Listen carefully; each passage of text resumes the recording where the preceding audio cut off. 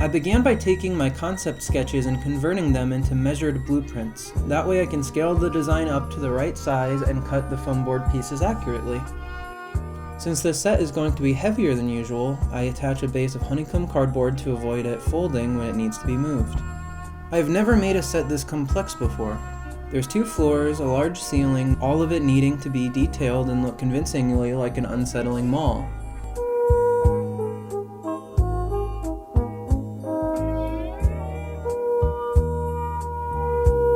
I clay the sets by melting clay down onto a buffet tray and painting it on.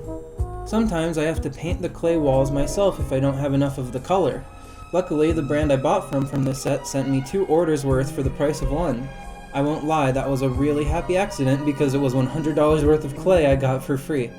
Sometimes it's a lot of fun claying the sets, but most of the time it just strains my arms. Since this set is made at a smaller scale to appear larger, I went through the pain of smoothing the clay out on the floors to make it more seamless. Then I took a blade and cut lines through the clay to appear as tiles. I made the tiles bigger the closer they would be to the camera to add more forced perspective. I also went through the trouble of building almost all of the mall interiors so that you can see into them during the scene. It's a lot more work, but it adds to the effect of it feeling like a real, large space. The flickers in this time-lapse are me testing my tiny lights I'll be putting in the stores, again trying to make it feel more like a real location. I was inspired by 1970s mall design specifically. Ivory walls, green and brown highlights, fountains and foliage, that sort of thing.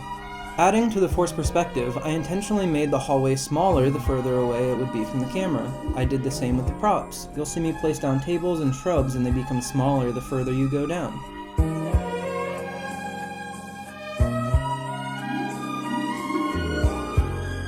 I'm pretty proud of my workaround for making detailed storefront signs. I built them at a larger scale here, took pictures of them head-on, and printed them out to the scale of the mall. It helped get that extra bit of detail something like a sign would need.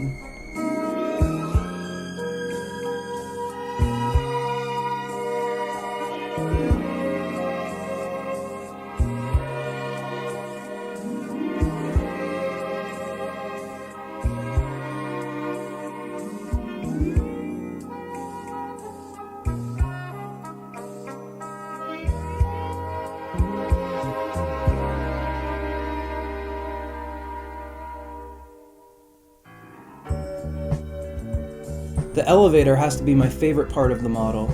It's about as Dodadox-y as one can get, I think. A giant slimy tongue that lifts you up into a hole in its mouth.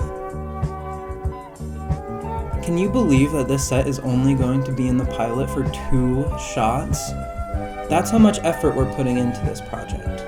We spend this much time, effort, and passion into making it look as effective and interesting as possible.